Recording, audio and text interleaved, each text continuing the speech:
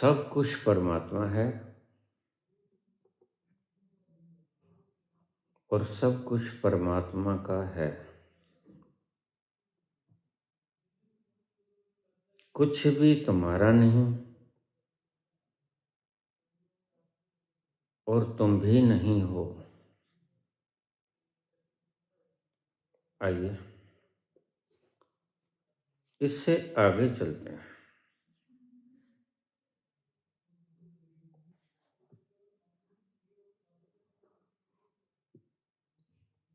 जब संत ऐसा सत्य जान लेता है, न किसी के कहने से, न शास्त्र के पढ़ने से, न गुरु के बताने से, अपने आँखों से, अपने अनुभव से यह सत्य जान लेता है, तो बिल्कुल उसी वक्त यह सत्य भी जान लेता है कि जब वह है सब कुछ तो मैं नहीं हूँ। जब उसका ही है सब कुछ तो मेरा कुछ नहीं। फिर जब मैं ही नहीं हूँ तो मैं करता भी नहीं, और जब मैं ही नहीं हूँ तो मैं भोगता भी नहीं। इसलिए थोड़ा वक्त है, मुश्किल ये जामा मिला है, और मुश्किल ऐसा माहौल जमा है, ऐसी महफिल जमेगी कहाँ। सब साज साज तैयार हैं, सुराही भरी पड़ी, जाम रखे हैं, खारा सोडा भी है, नमकीन भी है खाने के लिए। आओ महफिल जमा लें।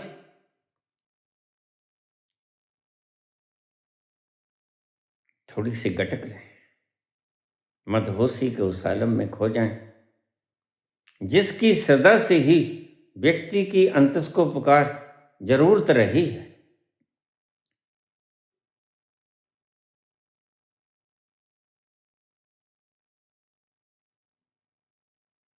माहौल बना हुआ है, आदमी का शरीर, मानव का शरीर परमात्मा ने हमें दे दिया, हमसे कुछ नहीं मांगा। वह अपना खेल खेल रहा है। यही सब देखकर कि वह अपना खेल खेल रहा है, हम क्यों व्यवधान डालें। इसलिए संत कहते हैं वह जो करता है अच्छा करता है, क्योंकि अपने लिए करता है। नानक बिकसे कर विचार, वह खुश होता है। मरना, जीना, रेप, हत्या, कत्लो गारत, चोरी तुम्हारे लिए है भाई, उसके लिए नहीं। तुम उसको गाली निकालो, तुम उसको पूजो, लेकिन ये सब तुम्हारे लिए है। यह है बुद्धि की बाइफर्केशन, मल्टीफर्केशन। उसके लिए जो हो रहा है वो ठीक हो रहा है। और इसलिए संत का जब सुर परमात्मा के सुर में भिड़ जाता है, इसे ही कहते हैं सुर से सुर सत जमा। जब सुर से सुर सत्ता नहीं तो सब सोना होता है। अभी तुम लाचार हो, बेजार हो, दुखी हो, सुर ना सदे कैसे गाऊं, सुर ना सजे कैसे गाऊं, सुर के बिना जीवन सूना, सुर ना सजे कैसे गाऊं, सुर ना सजे। तुम जी नहीं सकते क्योंकि सुर सजता नहीं। सुर सजेगा कब? वह जो चाहता है अपनी जिंदगी को खेलना, उसके लिए खेल है। वह जैसे खेल खेलना चाहता है, उसकी रजा में राजी हो जाओ, उससे लड़ो मत, उसका खेल है। और मैंने कल भी समझाया था, यहां तुम्हारा कुछ भी नहीं। और तुम फिर भी नहीं समझे। तुम कहते हो है, ये देखो बैंक में पड़ा, वो देखो धरती मेरे नाम बोलती। यह प्रमाण तो हैं, यह कागजी प्रमाण, मोदी जी जैसे। वो देखो सामने एम जो बना हुआ है, खाली जमीन पड़ी है भाई।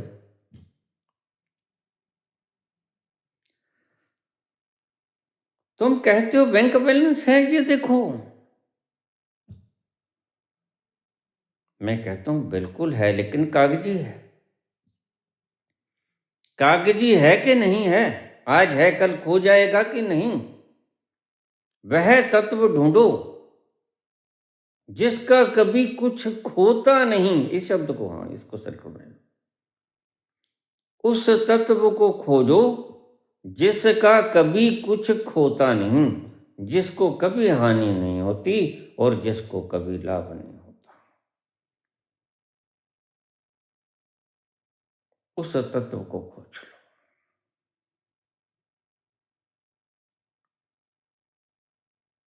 उस तत्व को खोज लो जिसको कभी कोई नुकसान नहीं होता और कभी कोई फायदा नहीं होता।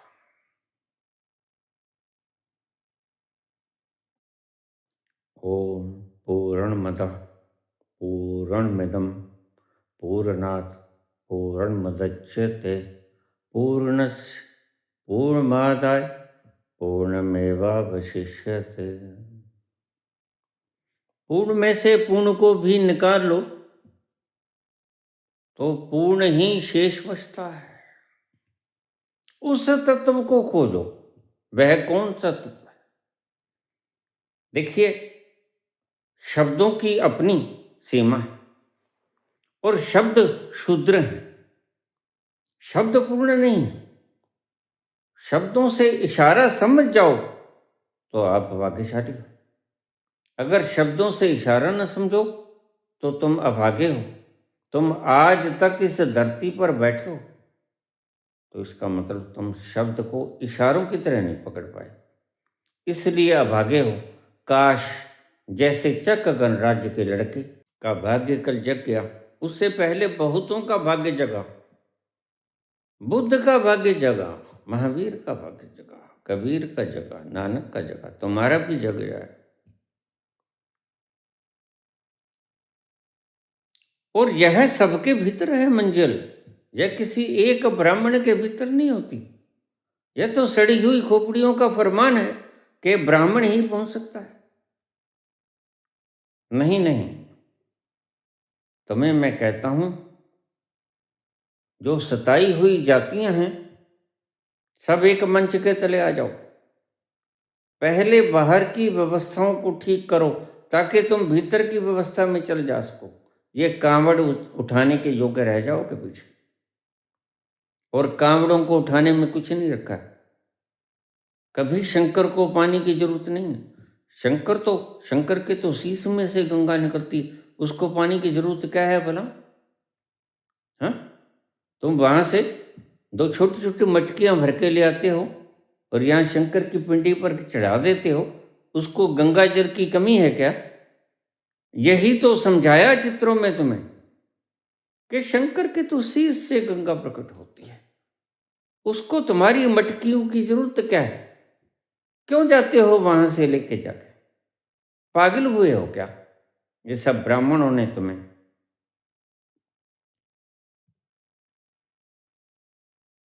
गलत रीति रिवाज सिखाए हैं, किस लिए? बहकाने के लिए। ध्यान रखना, जो बहकाएगा वह खुद भी दुखी हो जाएगा।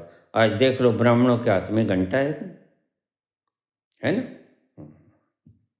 ब्राह्मणों के हाथ में घंटा है, लेकिन दूसरी तरफ ब्राह्मण थोड़े से तजर्बेकार भी थे, तो ब्राह्मणों ने घंटा भी अपने हाथ में रखा और ब्राह्मणों ने सत्ता भी अपने हाथ में रखी।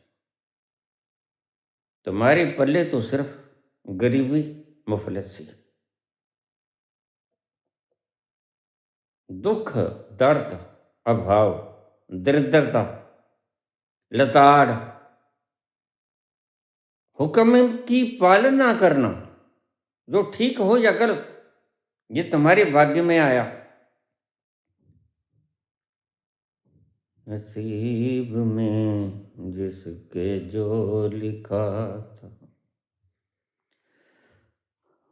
नसीब में जिसके जो लिखा था, वो तेरी महफिल में काम आया।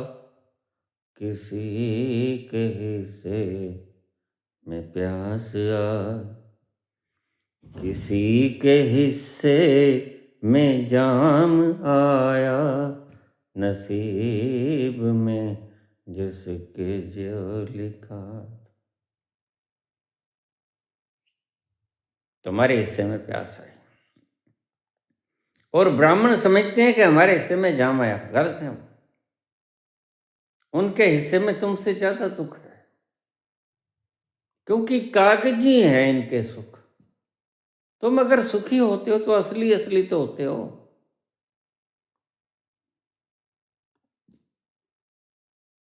सब उसकी लीला है, वह जो चाहता है, क्योंकि सब उसने बनाया।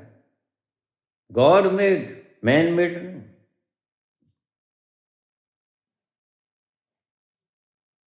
उसका ही माल है, इसलिए मालिक वो ही है।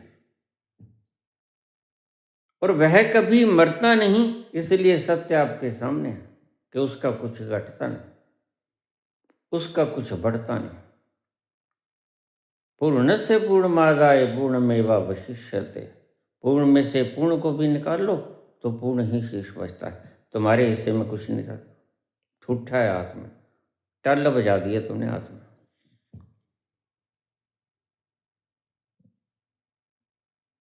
मिट्टी के तुम्हारे देवता हैं, पाथर की तुम्हारी मूर्ति है, दिल तुम्हारा शीशे का है। कहाँ जाओगे तुम?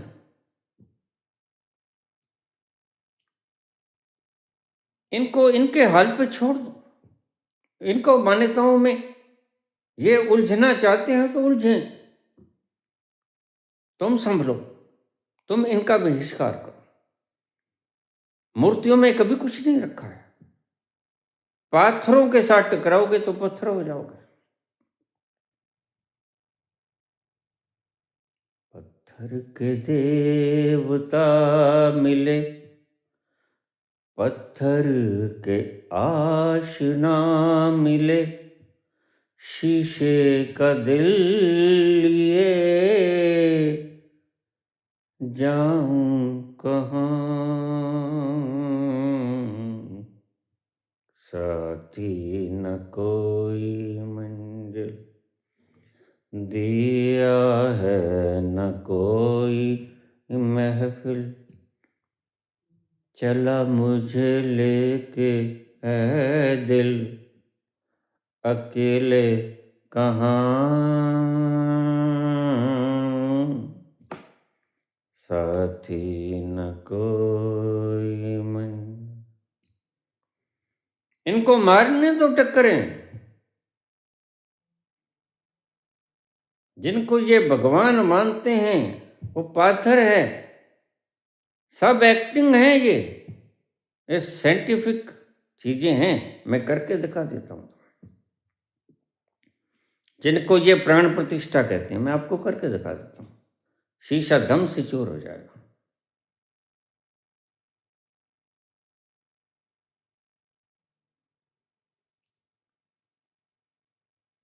अज्ञानता दुख की जननी है। तुम ज्ञानी बनो। यही अंबेडकर बाबा साहब तुम्हें सिखा के गए।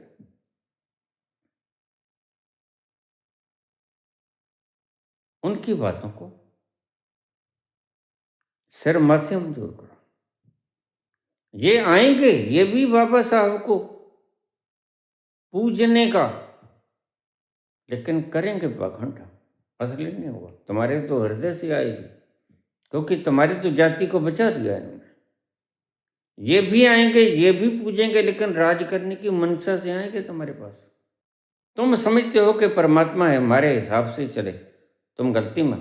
परमात्मा ने सारी सृजना की है, तुम्हारे लिए नहीं। अगर तुम्हारे लिए की होती तुम कभी दुखी ना होते। वह कभी दुखी नहीं होता, क्यों? क्योंकि उसने सृजना सारी की ही अपने लिए है। इसी तल पर जाकर लाओजे बोलता है कि ईश्वर जो कुछ करता है अच्छा करता है और भले के लिए करता है, लेकिन तुम्हारे भले के लिए नहीं। तुम तो हो ही नहीं। एक दिन आएगा और ईश्वर करे वो आए, बड़ा प्यारा क्षण होता है वो। तुम जान लो कि मैं नहीं हूं, और जैसे ही तुम्हें पता चला कि मैं नहीं हूं, वैसे ही तुम्हें पता चलेगा कि मेरा कुछ नहीं। और यह ठीक भी है।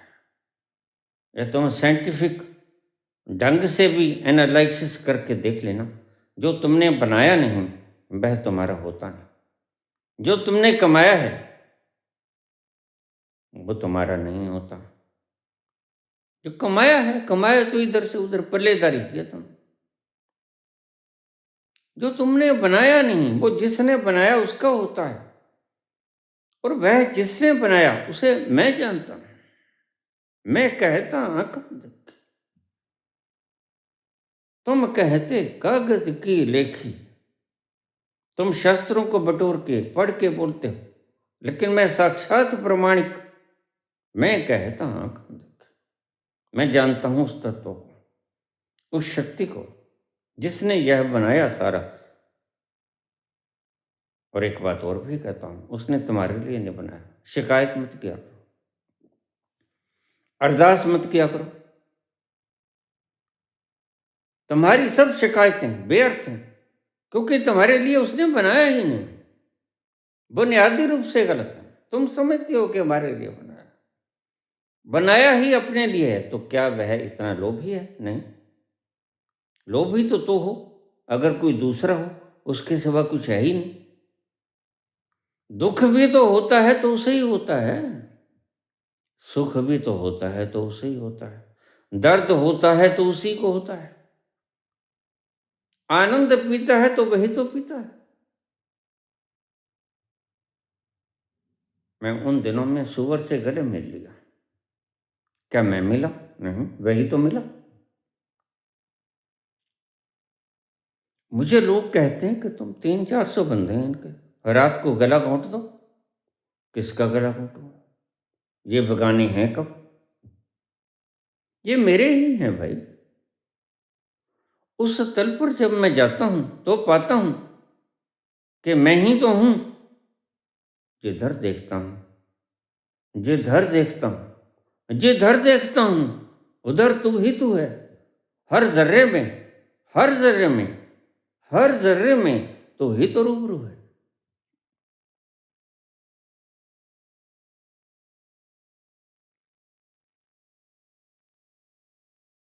इसलिए ये गलती मत करना। तुम्हारी पहली गलती ही ये है कि तुम कहते हो उसने ये नहीं किया, उसने ये नहीं किया, उसने ये नहीं किया। You are not authentic to say, you are not authentic to comment. तुम्हें अधिकार क्या किसने दिया ये कहने का कि ऐसा क्यों नहीं किया, ऐसा क्यों नहीं किया? ऐसा कर देते तुम्हारा जाता क्या था? मैं तुम्हें कहता हूं, देखो सत्य को पहचानो। सत्य यह है कि उसने तुम्हारे लिए बनाया है, बिल्कुल अटल और अंतिम सत्य है। और अंतिम सत्य तुम्हें यही मिलेगा, तुम अभी पहुंचे नहीं हो। इसलिए मैं रोज कहता हूं, कोई कहता परमात्मा है नहीं तो भाई उसने देखा नहीं। कोई कहता है हरे रंग की 6 टांगे होती हैं तो साफ है कि उसकी आंखें नहीं। तुम कहते हो कि उसने ये नहीं किया, उसने वो नहीं किया, वे उसने अपने लिए किया है। नानक विकसय कर विचार, वह सारे संसार की गति बातें चीतें देखकर प्रसन्न होता है, क्योंकि उसी का हितरूप है, उसी की ही तो सृजना है, उसी का ही तो संकल्प है। एको अहम भूष्यामि, फिर तुम कौन हो भाई बीच में? तुम हो खामखा, ख्वामखा हो तुम। तुम्हारे यहाँ कुछ नहीं है, तुम ही नहीं हो। ठहरो, इतना घबराओगे मत। ये हार्ट बीट क्यों तेज हो गई? जो हमने दास्तां अपनी सुनाई, आप क्यों रोए? जो हमने दास्तां अपनी सुनाई, आप क्यों रोए?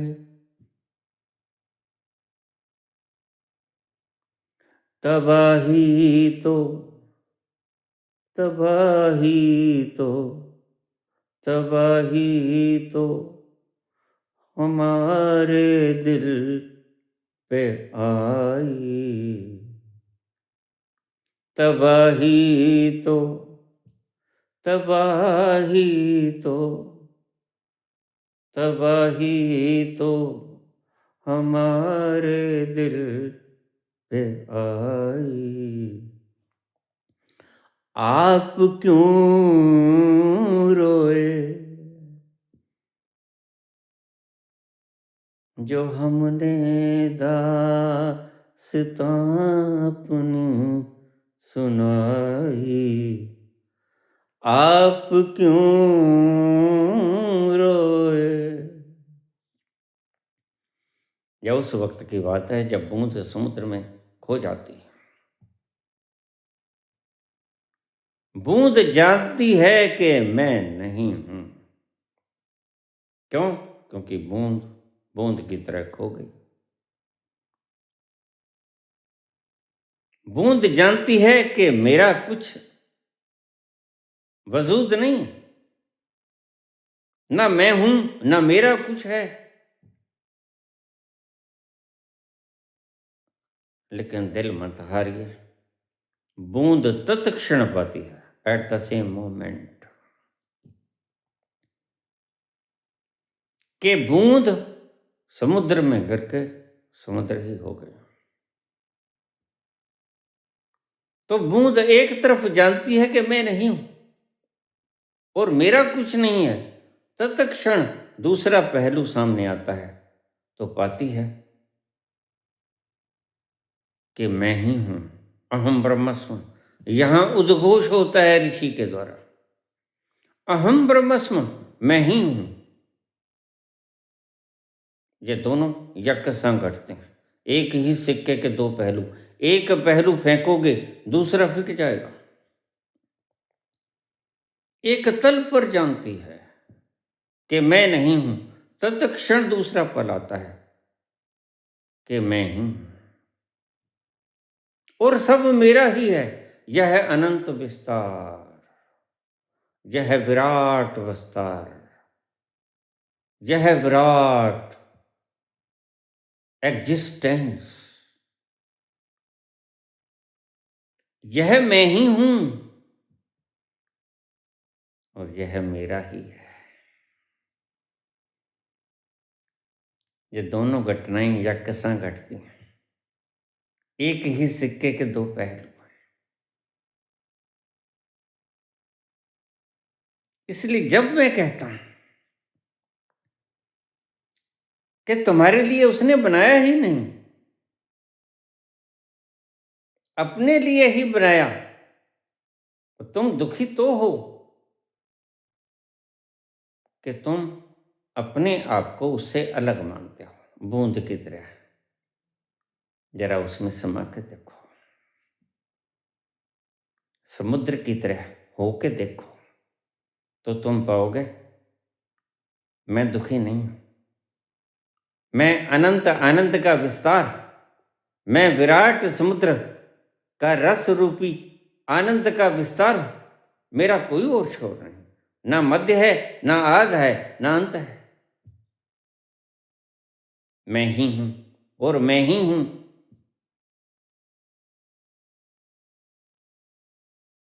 ईशावास्यमिदं सर्वं यत् किंचित् जगत्यां जगत्। जगत के कण कण में ही मेरा स्वरूप है। जगत के कण कण में ही मैं प्रकट हूँ। जगत के कण कण ही मैं शोभायमान हूँ। मेरा ही है सब। जहाँ सब भेद खो जाते हैं, जहाँ भेद बुद्धियां खो जाती हैं, जहाँ बुद्धि ही खो जाती है, जहाँ सिर्फ अस्तित्व बचता है, ओनली एग्जिस्टेंस रिमेन, सिर्फ अस्तित्व रह जाता है। जब तक तुम पाओगे कि मैं बूंद हूं, तब तक शिकायत करोगे, तब तक फरियाद भी करोगे। शिकायत करोगे, प्रभु ऐसा क्यों नहीं किया, ऐसा कर देना, फरियाद भी करोगे। लेकिन संत देखेगा और हंसेगा, देखो पगला गया है। बूंद कहती है कर देना, है समुद्र, गलती इसकी, समुद्र को छोड़ा क्यों था। तो पूछा है ईशांत ने, फिर परमात्मा अपनी लीला को कैसा खेलता है, अपनी इच्छा से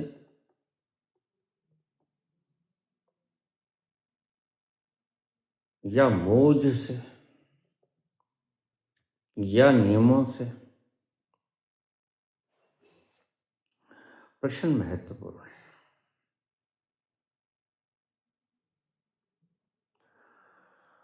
जैसे तुम लूडो खेलना शुरू कर दो, कैरम खेलना शुरू कर दो, और खेलने वाले सिर्फ तुम ही हो, दूसरा पक्ष न हो। यही बाबा नानक ने कहा, एक ओंकार, दूसरा नहीं। जब एक है तो एक ही खेलता है अपनी लीला को, दूसरा पासा खेलने वाला कोई है ही नहीं। फिर खेलता भी खुद है, खेल भी खुद है, हारता भी खुद है, जीतता भी खुद है।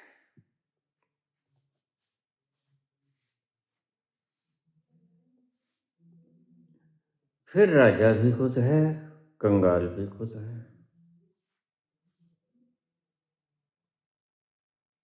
पीड़ा भी खुद है, खुशी भी खुद है, आनंद भी खुश है, सब खुद है। आदम को खुदा मत कहो, आदम खुदा नहीं। यह पहली स्टेज है, जिस स्टेज पर तुम हो अभी। आदम को खुदा मत कहो, आदम खुदा नहीं।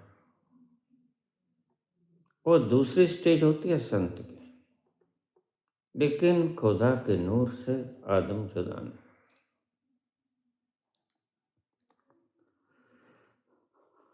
आपे खेले खेल खिलाड़ी, आपे खेलना हारा हो।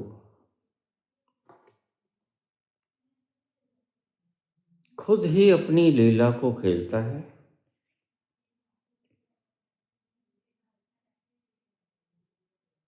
उसकी मौज है।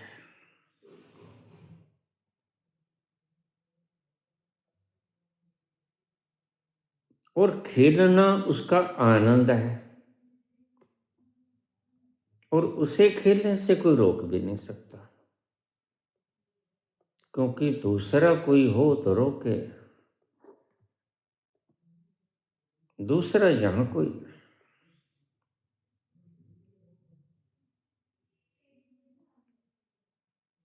तो वह किसी को राजा बना देता, किसी को रंग का बना देता।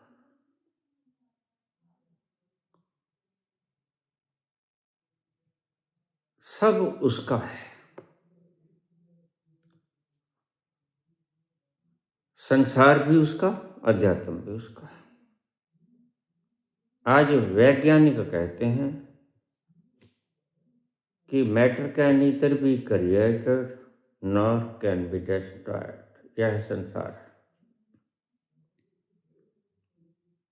और आदिकाल में कृष्ण ने कहा, नैनम छदन्ति शस्त्राण नैनम दहति पावका न चैनम क्रेदन्त्यपो न शोष्यति मारुता।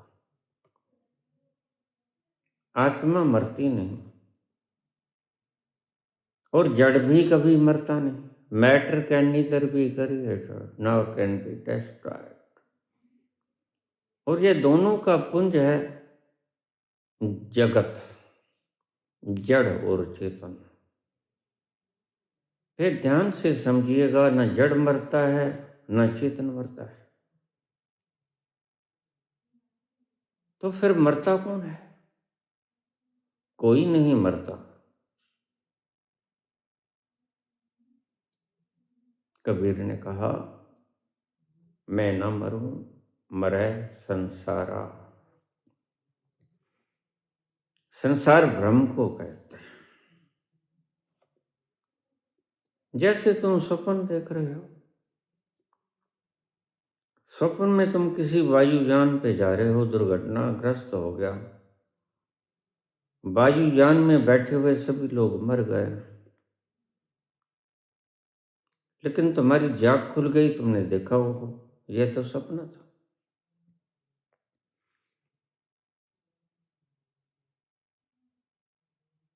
तो क्या आंखें खोलने के बाद उस हवाई जहाज का कोई कलपुर्जा, उसकी टैंकी का कोई ऑयल बिखरा हुआ मिला तुम्हें? जो लोग मर गए थे जहाज में बैठे, उनमें से किसी की लाश, किसी का कोई अंग मिला तुम्हें? नहीं मिला। क्यों? क्योंकि यह सपना था, भ्रम था। इसी को संसार कहते हैं कबीर। मैं न मरूं, मैं जो हूं वास्तव में मैं। कबीर भी कहते हैं मैं, और कृष्ण भी कहते हैं मैं। अनन्याश्चिन्तयन्तो माम ये जनाः पर्युपास्ते तेषां नित्यभुक्तानां योगक्षेमं वहाम्यहम्। अहम्। यह क्या अहंकार है? नहीं। जब तुम कहते हो कि मैं वहां गया था, तो मैं का प्रयोग करते हो। क्या ये अहंकार है? नहीं। मैं मूवी देखने गया था, मैं यात्रा करने गया था, मैं तीर्थ यात्रा करने गया था।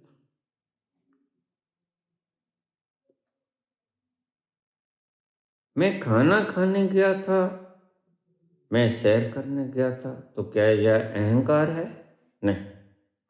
यह सत्य है, एक क्रिया है जो आपने की।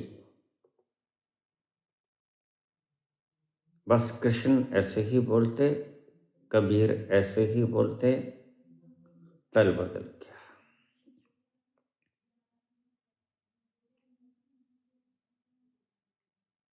साधारण ज्ञान कहता है मैं गया था, तो वह शरीर को मैं मान रहा है। और कृष्ण कहते हैं, सर्वधर्मान् परित्यज्य माम एकम शरणम व्रज। माम एकम, मुझ एक की शरण में आ जा।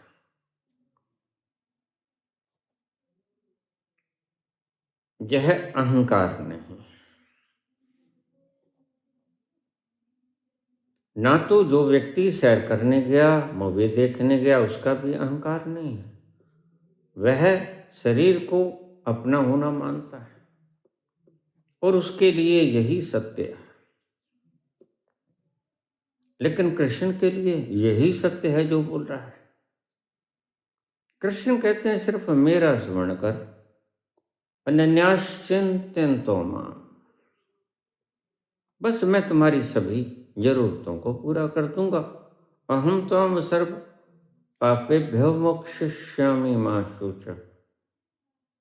मैं तुम्हारे सभी पापों को समाप्त कर दूंगा।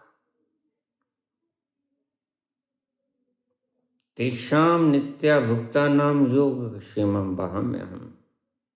मैं तुम्हारी सभी जरूरतों को, कर्तव्यों को निर्वहन कर दूंगा। तो कौन है दूसरा? दूसरा कोई नहीं। जब कोई दूसरा नहीं है, परमात्मा ही है और लीला है, खेल खेलता है, तो फिर वह खेल को बाबा खेलता कैसे है? क्या ईमानदारी से खेलता है या बेईमानी से खेलता है? हाँ, ये प्रश्न है सुंदर। भला बेईमानी करने की उसे जरूरत क्या है? जरा सोचिएगा। अगर खेलने वाला खुद ही सिर्फ खेलने वाला है, प्रतिपक्ष में कोई है ही नहीं, तो कौन हारेगा, कौन जीतेगा? फिर बेईमानी किससे करेगा?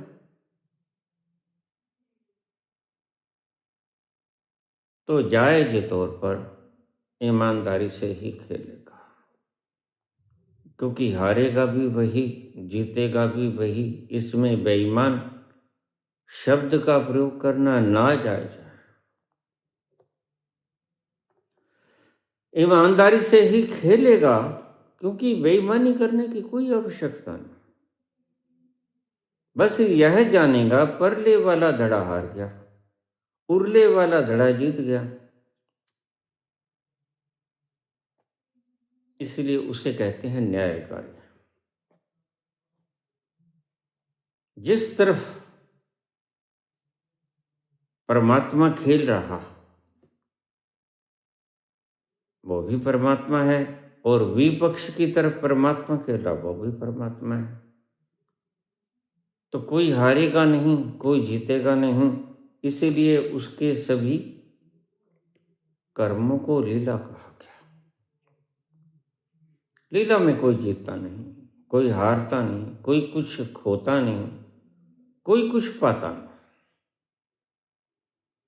तो ईमानदारी से खेलता है।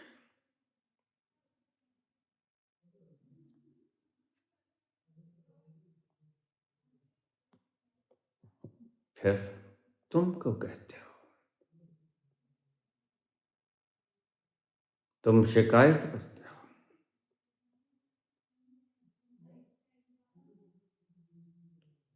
कि मुझे रंक क्यों बना दिया और उसको राजा क्यों बना दिया। तुम गलती में हो। तुमने सत्य जाना नहीं, इसलिए अभी तुम गलती में हो। You are in illusion. तुम भ्रम में हो। जब सत्य को जान जाओगे तो ये शब्द नहीं बोलोगे। सत्य है कि तुम नहीं हो।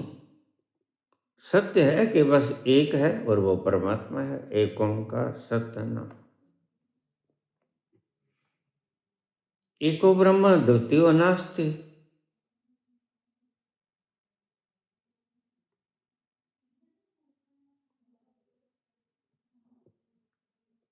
तत्वमसि श्वेत केतु। हे श्वेत केतु, जो तू है वो ही मैं हूं।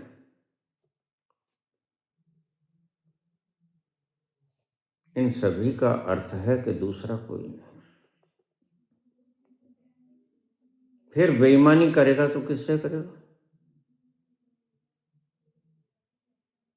फिर ईमानदारी भी तो किससे करेगा? फिर जहां ना ईमानदारी है ना बेईमानी है, सिर्फ लीला है, सिर्फ खेल है,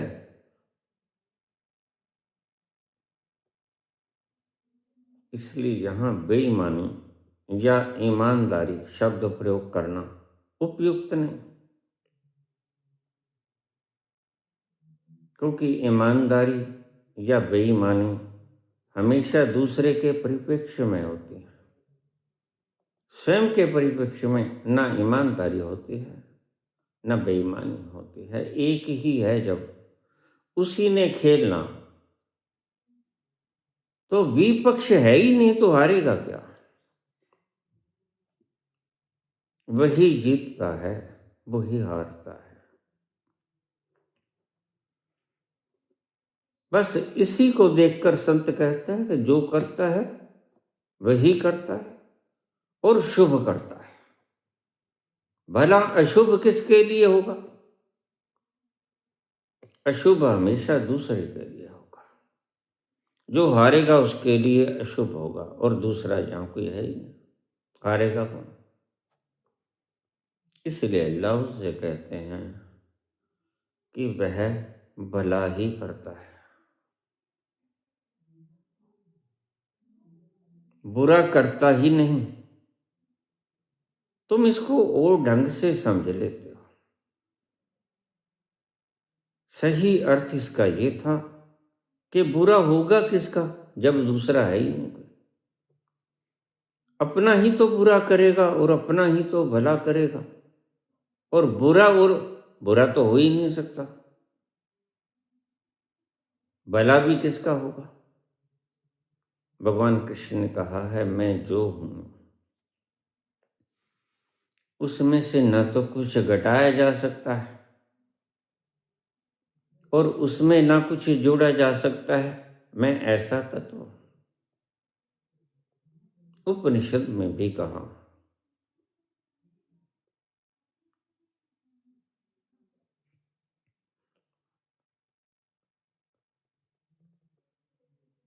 पूर्ण में से पूर्ण को भी निकाल लिया जाए तो पूर्ण ही शेष बचेगा।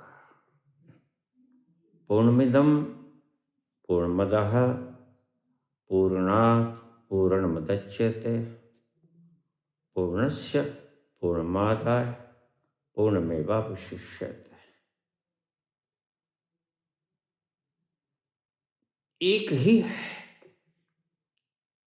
जब पूर्ण में से पूर्ण निकाल लिया जाएगा तो जो पूर्ण निकाला गया वो जाएगा कहाँ? उसी में ही तो रहेगा। फिर पूर्ण ही तो बच जाएगा। सोचिए एक मिनट। आपकी जेब में 100 रुपए, आपने वो जेब में से 100 रुपए निकाल लिए, लेकिन जेब में से 100 रुपए निकालकर आपने अपने हाथ में रख लिए, तो मालिक कौन रहा? जब जेब में थे तो भी मालिक आप थे, जब जेब में से निकालकर आपके हाथ में आ गए तब भी मालिक आप रहे। तो फिर शून्य कैसे हो गया? समझाने वालों ने फार्मूला गलत समझा लिया, और समझाने वालों ने 2 के हिसाब से फार्मूला समझा लिया। असल में इसका अर्थ ये था, जब दूसरा है ही नहीं, जेब में पड़ा था तो भी जिसकी जेब थी वो ही मालिक। जेब में से निकाल लिया तो जिन हाथों ने निकाला वो हाथ भी उसी मालिक के। तो 100 निकाला जेब में से और हाथ में आ गया तो 100 का 100 ही रहा ना, बस स्थान परिवर्तन हुआ। जेब का स्थान बदलकर हाथों का स्थान हो गया, लेकिन 100 में से 99 नहीं रहा, 100 का 100 ही रह गया। तुम्हारी शिकायतें द्वैत से आती हैं। एक शिकायत करने वाला तुम, एक जिससे शिकायत तुम कह रहे हो वो दूसरा। सभी शिकायतें द्वैत से आती हैं। जब तुम मानते हो कि 2 हैं तो तुम शिकायत करते हो, मुझे गुलाम क्यों बनाया, उसको राजा क्यों बनाया। तो इसका सीधा सा अर्थ ये है कि तुम दो मानते हो, द्वैत मानते हो। और सत्य ये है जो लाओ त्से ने जाना, जो सभी संतों ने जाना, कि दो नहीं है, एक है।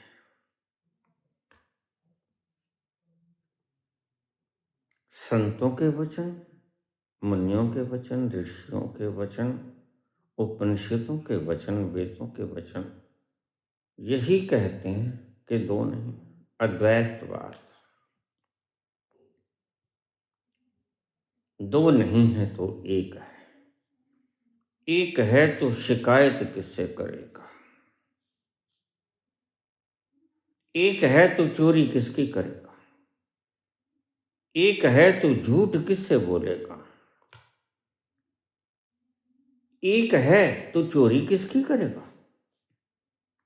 एक है तो हिंसा किसकी करेगा? एक है तो शोषण किसका करेगा? और सत्य यही है कि वो एक है।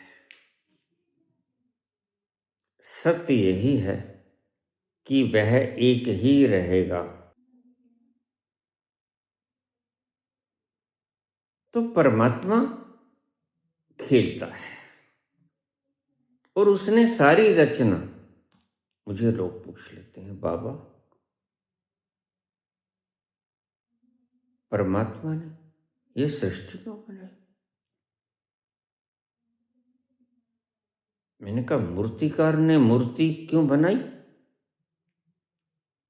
क्योंकि यह उसका शौक था और वह मूर्ति बनाने की कला जानता था,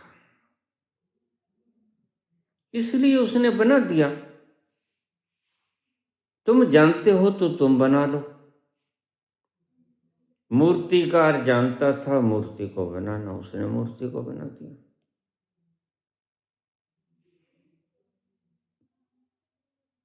लेकिन तुम कहते हो नहीं बाबा, ये जवाब समझ नहीं आया, बस ये नहीं कहने वाला दूसरा है। यानी कि तुम इससे अलग कोई जवाब जानते हो, फिर मैं पूछ लेता हूं, तुम बता दो। बाबा हमें तो पता नहीं, इसीलिए तो आपसे पूछा। तो मैंने कहा फिर तुम जवाब से संतुष्ट हो जाओ, तुम्हें पता नहीं फिर काहे कमेंट करते हो? मुझे पता है मूर्तिकार मूर्ति बना सकता है, इसीलिए उसने मूर्ति बना दी। तुम मूर्ति बनाने की कला जानते हो तो तुम मूर्ति बना लो। यही कहते हैं कृष्ण कि मैं जितना हूं उसमें बढ़ाया और घटाया जा नहीं सकता। और एक और शब्द है, कृष्ण कहते हैं मैं ही अपना मित्र हूं और मैं ही अपना शत्रु हूं। क्या अर्थ होगा इसका? बहुत दूर तक जाओगे तो पाओगे मैं ही अपना मित्र हूं और मैं ही अपना शत्रु हूं, यानी दूसरा कोई नहीं। शत्रु होने के लिए दूसरे का होना जरूरी है और मित्र होने के लिए भी दूसरे का होना जरूरी है। किसके मित्र होगे? किससे किससे ईर्ष्या करोगे? किससे द्वेष करोगे? कृष्ण कहते हैं मैं ही अपना शत्रु, मैं ही अपना मित्र हूं। आत्मा ही आत्मा की शत्रु है और आत्मा ही आत्मा की मित्र है। इसका गहरा अर्थ यह है, दूसरा कोई नहीं। दूसरा होगा तो शत्रु होगा और दूसरा होगा तो ही मित्र होगा। जब दूसरा है ही नहीं तो कौन शत्रु और कौन मित्र? तुमने पूछा पुत्र, मैं खेल खेलता कैसे है? खेल कैसे नहीं खेला जाता बेटे? क्योंकि किससे करेगा ईमानदारी और किससे करेगा बेईमानी, यह तुम्हारी दुविधा से भरे हुए चित्त के प्रश्न हैं। जब तुम सत्य को देख लोगी और पाओगी एक ओंकार, दूसरा कोई है नहीं,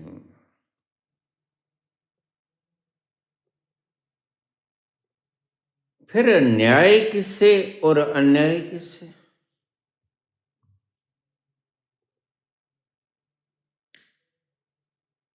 फिर किस पर करुणा और किस पर क्रोध? न किसी पर करुणा और न किसी पर क्रोध। वह स्वयं ही स्वयं पर क्रोध करता है, वह स्वयं ही स्वयं पर करुणा करता है। मुझे लोग कहते हैं, आप प्रवचन शुरू करते हो, अंत करते हो, प्रणाम करते हो, किस करते हो? क्या कोई दूसरा है? निकाह नहीं। मैं अपने ही स्वरूप को प्रणाम करता हूं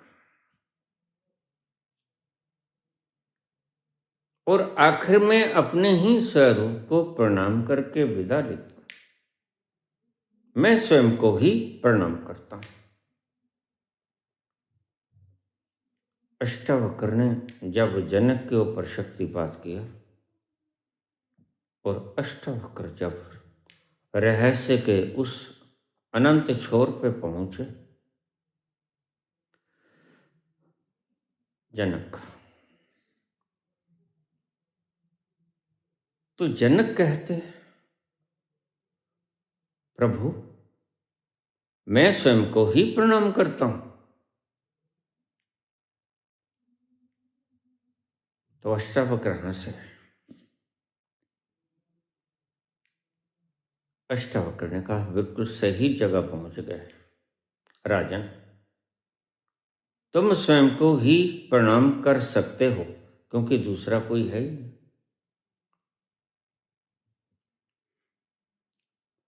प्रणाम करोगे किसको? अगर प्रणाम करोगे तो दूसरा तो कोई है नहीं, स्वयं को ही प्रणाम करोगे। तुम स्वयं को ही दान करते हो और स्वयं ही दान लेते हो।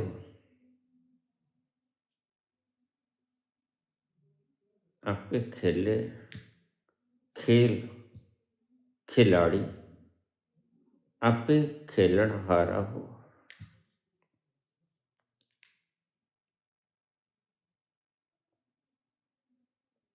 यह मेरी खुद की दास्तां है।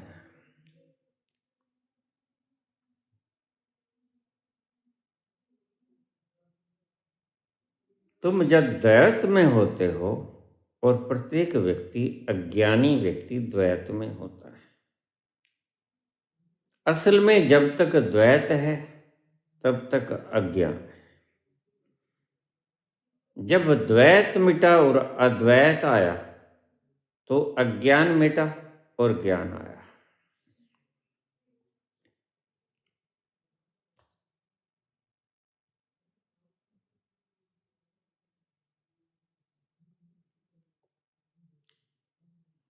जो हमने दास्तां अपनी सुनाई, जो हमने दास अपनी सुनाई, आप क्यों रोए? तबाही तो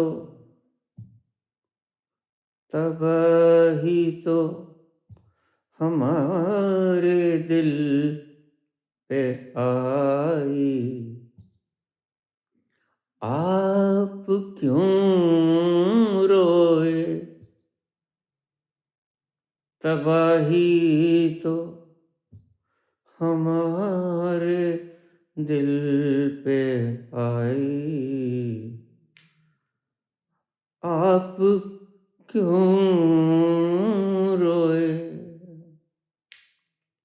जब हम अपनी दास्तां सुनाते हैं तो तुम क्यों रोते हो? क्योंकि तुम्हारे अंदर द्वैत है। हम अपनी दास्तां सुनाते हैं स्वयं को, और हम रोते हैं स्वयं। हम हंसते हैं स्वयं, हम खुश होते हैं स्वयं, हम रोते हैं स्वयं, क्योंकि दूसरा यहाँ कोई है नहीं। इसलिए बेईमानी का कोई सवाल नहीं, और ईमानदारी का भी कोई सवाल नहीं। लीला न तो ईमानदारी में होती है, न ही बेईमानी से होती है, क्योंकि ईमानदारी हो कि बेईमानी हो, दूसरे का होना जरूरी है।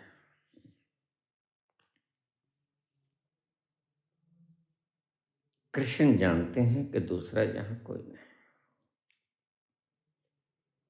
राम जानते हैं कि दूसरा यहाँ कोई नहीं। इसलिए हमने उनको अवतरण कहा।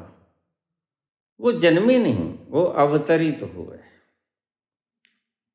उनका शरीर तो जन्मा, उनका शरीर तो बायोलॉजिकल था, लेकिन उनका स्वयं खुद ही बायोलॉजिकल नहीं थे, नॉन बायोलॉजिकल थे। उनका ना कोई पिता था, ना कोई माता था। जो सच में राम थे, जो सच में कृष्ण थे, उनका ना तो कोई माता था, ना कोई पिता था,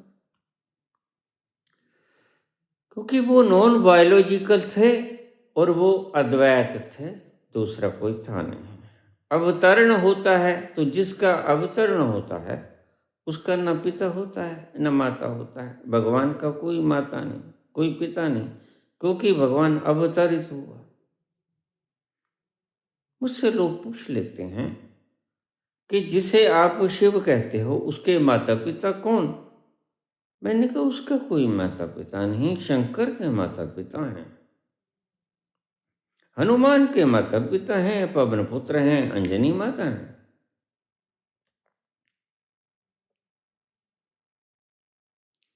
शिव के माता पिता नहीं हैं, शंकर के माता पिता हैं। आज तो मैं बताता हूं।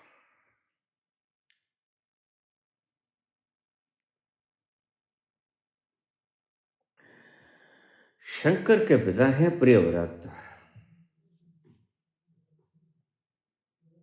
और शंकर की माता है उपासना।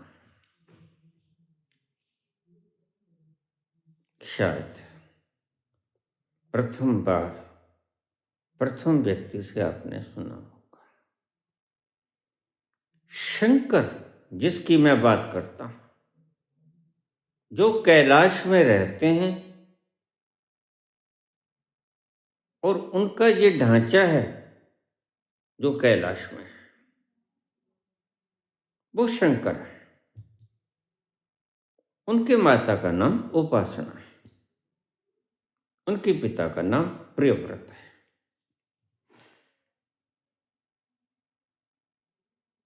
लेकिन जिस शिव की मैं बात करता हूं, उसके कोई माता पिता नहीं, स्वयं से ही प्रकट हुआ, स्वयं से ही अवतरित हुआ, नॉन बायोलॉजिकल। और नॉन बायोलॉजिकल आनंद होता है। आनंद किसी से पैदा नहीं होता। आनंद का कोई माँ बाप नहीं, आनंद का कोई भाई बहन नहीं, आनंद का कोई दुश्मन और दोस्त नहीं। आनंद तो रस है, और आनंद तुम्हारा अंतस स्वरूप।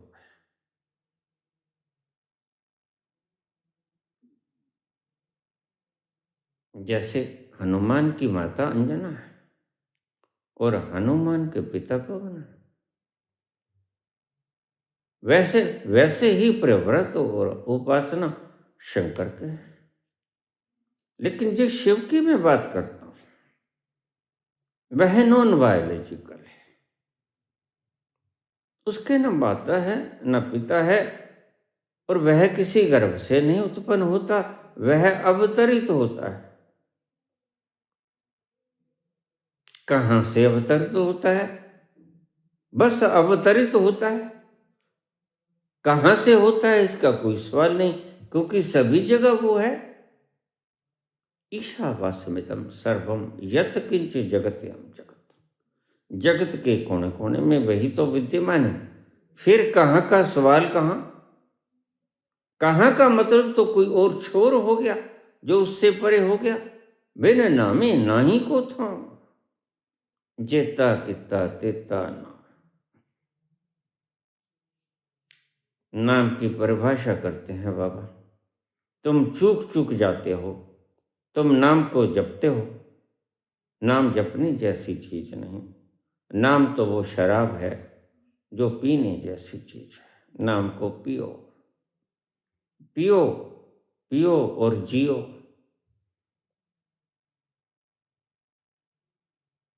तुम नाम को जपते हो, रिपीट करते हो। No, it is not a syllabus. यह रस है। रस पीने के लिए है, दोहराने के लिए नहीं। तुम दोहराते हो, यहीं मार खा जाते हो। अगर पिया होता शराब तो फिर उसका नशा ना होता, उसका खुमार न चढ़ता, उसका सुरूर ना आता, उसकी मदहोशी ना आती, उसकी मिठास न प्रकट होती। जब तुम फूलते बोलते तो फूल झरते।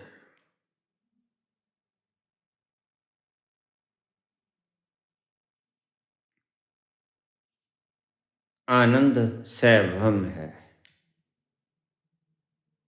इसलिए बाबा नानक ने कुछ अल्फाज कहे, 9 अल्फाज कहे। एक ओंकार सतनाम करता पुरख निरपूर्ण, क्योंकि भय किससे करेगा, वो दूसरा कोई है नहीं। एक है निर्वैर, वैर किससे करेगा? वैर करने के लिए दूसरा होना चाहिए। अकाल मूरत, वह मरता नहीं क्योंकि जन्मता नहीं, अवतरित हुआ है। ध्यान रखना, 5 तत्व का पुतला मरता है,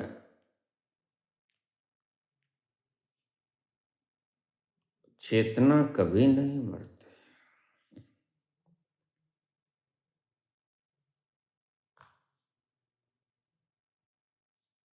अजून किसी विशिष्ट योनि में नहीं है, सब वही है, तो फिर सभी योनियों में वो ही है। वराह भी वही है। हमने इसीलिए वराह को भी अवतार कहा, मछली को भी अवतार कहा, क्रोधी परशुराम को भी अवतार कहा, बोने व्यक्ति को भी अवतार कहा, कृष्ण को भी अवतार कहा, और राम को भी अवतार कहा।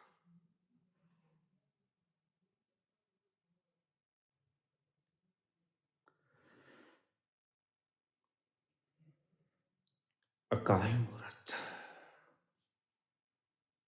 सैपम, किसी माता पिता से जन्म नहीं हुआ,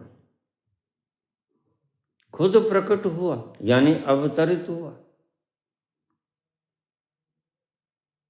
कहां से हुआ? कहीं से भी नहीं हुआ। वह कोई अंडज, स्वेदज, योनिज, उद्भुज नहीं है। वह स्वयं से प्रकट हुआ, क्योंकि सब जगह है, और कोई भी स्थान ऐसा नहीं जहां वो नहीं। जाहिद शराब पीने थे मस्जिद में बैठकर, क्या वो जगह बता जहां खुदा का घर न हो। तुम्हारी बुद्धि द्वैतवादी है। तुम कहते हो नहीं, ये मंदिर, ये मस्जिद है, यहाँ शराब मत पियो, जबकि मस्जिद होती ही, मंदिर होती ही शराब पीने के लिए। मदहोशी का वो स्थान है जहां शराब का वो सुरूर पिया जाता है, वही तो सही स्थान है। और वहीं तुम कह देते हो नहीं, यहां शराब नहीं पीने को है। बस वहां शराब पीने को है, मैन मेड नहीं, उस ओमनीपोटेंट मेड, उस ओमनीशिएंट, ओमनी प्रेजेंट ने जो शराब बनाई, वो पीने के लिए मंदिर है, गुरुद्वारा है, चर्च हैं, मस्जिदें हैं।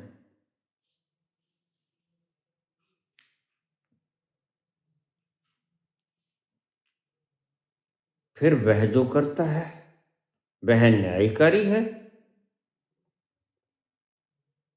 करुणावान भी वही है।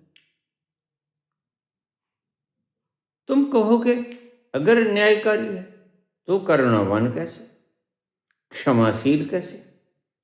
अगर क्षमाशील है तो न्यायकारी कैसे?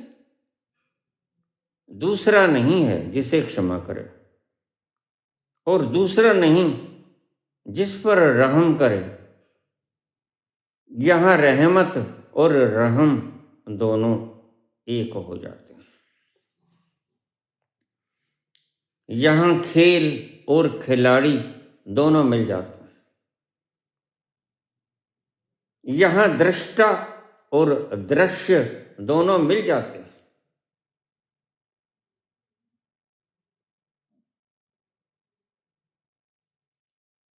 जहां दृष्टा और दृश्य दोनों मिल जाएं, वहां लीला होती है, द्वैत मिटता है, अद्वैत आता है। अद्वैत की सही डिफिनीशन यही है। वह बड़ा प्यारा है, रस रूप है, रसो वैसा। इसलिए मत पूछो कि वह रहमदिल है या न्यायकारी है। न्याय करेगा तो किससे करेगा जब दूसरा है नहीं, और रहम करेगा तो किस पे करेगा जब दूसरा है ही नहीं। वह ही है, ओमनी प्रेजेंट है, तो उसके अलावा और कौन है? अगर कोई दूसरा होता तो वह ओमनी प्रेजेंट न होता, सर्वव्यापक न होता अगर कोई दूसरा होता, क्योंकि दूसरा भी तो स्थान घेरेगा।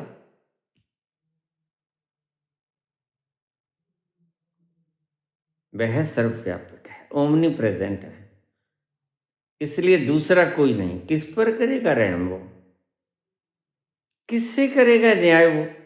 न्याय करने के लिए और रहम करने के लिए दूसरे का होना जरूरी होता है। इसलिए न तो वो रहम कर्म, न वो न्यायकारी, कुछ भी नहीं है, वो बस है। लीला खेलता है, लीला में कोई रहम नहीं होता, कोई न्याय नहीं होता, कोई बेईमानी नहीं होती, कोई ईमानदारी नहीं होती। किससे करेगा? किसके साथ करेगा? कौन करेगा? यह द्वैत का मसला ही नहीं है, यह अद्वैत का मसला है। बस वही है एक ओंकार, एको ब्रह्म द्वितीयो नास्ति, एको ब्रह्म द्वितीयो नास्ति। यही मंसूर ने कहा, अनल हक, मैं हूं और मैं ही हूं, मैं ही खुद खुदा, खुदा यानी सर्व, सब मैं ही हूं। यही मंसूर ने कहा, और जान के कहा, देख के कहा, अंधेपन से नहीं कहा, नकल से नहीं कहा। समझ उस दिन आया जब जिस दिन उसने अपनी नगन आंखों से सत्य को देखा। दूसरा यहाँ कोई नहीं।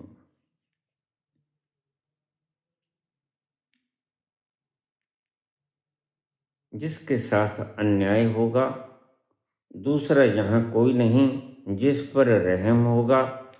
इसलिए न तो वो रहम और करीम है, न वो न्यायकारी है।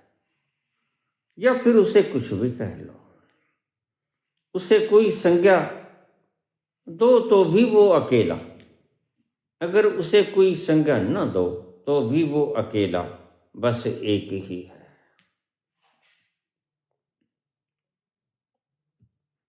फिर मैं बोलता क्यों हूं अगर दूसरा नहीं है तो?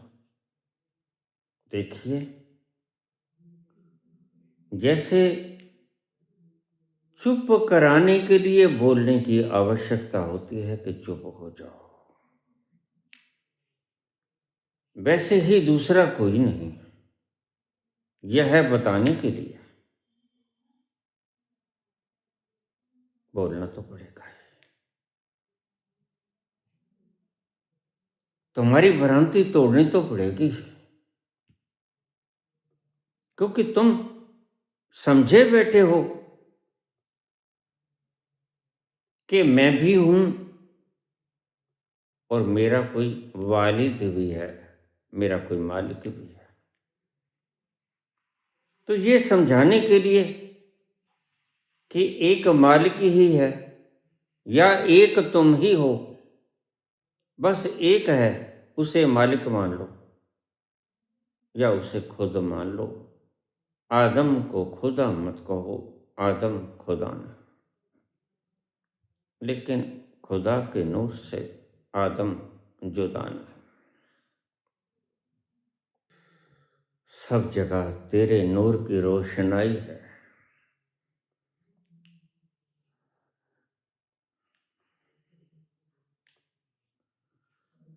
एक गुल से तो उजड़ जाते नहीं, फूलों के बाग। एक गुल से तो उजड़ जाते नहीं, फूलों के बाग। क्या हुआ, क्या हुआ,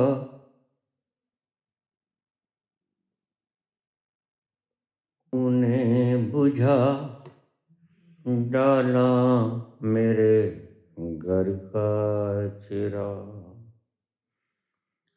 एक गुल से तो उजड़ जाते नहीं, फूलों के बाग। क्या हुआ, तूने मिटा डाला मेरे घर का चिराग। कम नहीं है रोशनी, कम नहीं है रोशनी, हर शय में तेरा नूर है। क्या हुआ, एक गुल से तो उजड़ जाते नहीं, फूलों के बाग। क्या हुआ, तूने बुझा डाला मेरे घर का चिराग। अल्लाह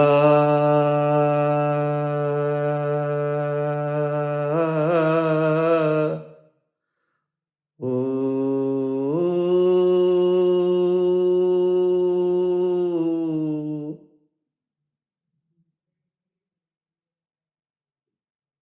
क्या हुआ, तूने बुझा डाला मेरे घर का चिराग।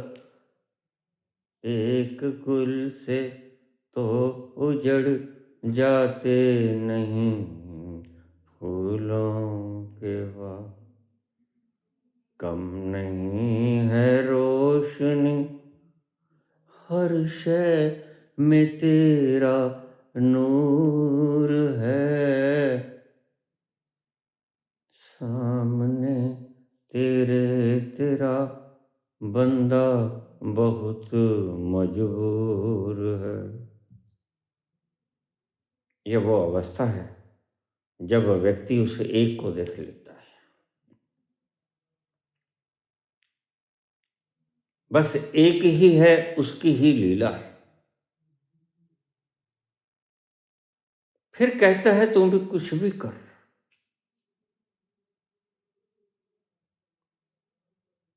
मुझे वो मंजूर है।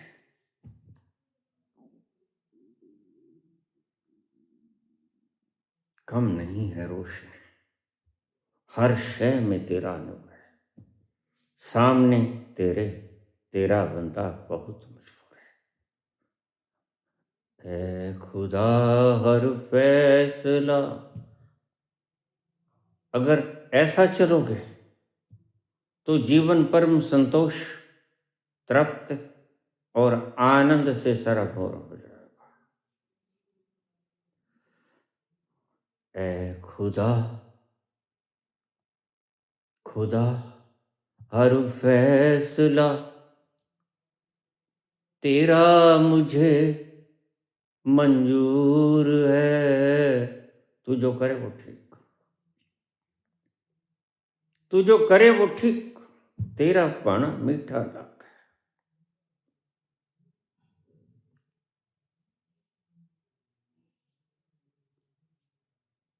ऐ खुदा हर फैसला तेरा मुझे मंजूर है। द्वैत मिट जाता है। जब उसका फैसला मंजूर हो जाता है तो द्वैत मिट जाता है, अद्वैत आ जाता है। अद्वैत में तृप्ति होती है और अद्वैत में नफरत, घृणा समाप्त हो जाती है। प्रेम बरसता है, पुलक बरसती है, आनंद बरसता है। सामने तेरे तेरा बंदा बहुत मजबूर है। अल्लाह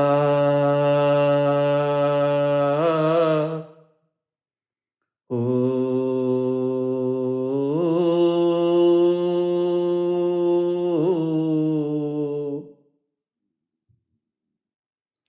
हे ईश्वर स्वरूप श्रोतागण, एक दिन था जब मेरा ग्रंथ पूर्ण हुआ था। वह था आध्यात्मिक ग्रंथ। उसके बाद मेरा लीला का ग्रंथ शुरू हुआ, रहस्य का ग्रंथ।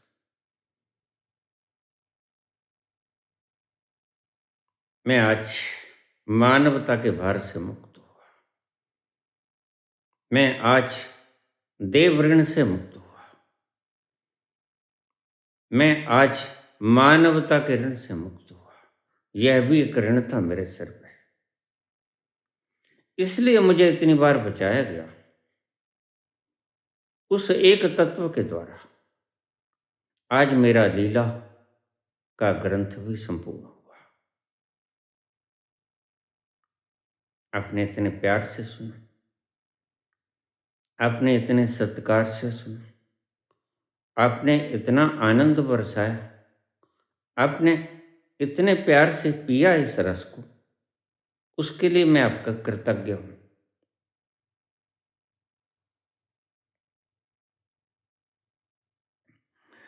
धन्यवाद।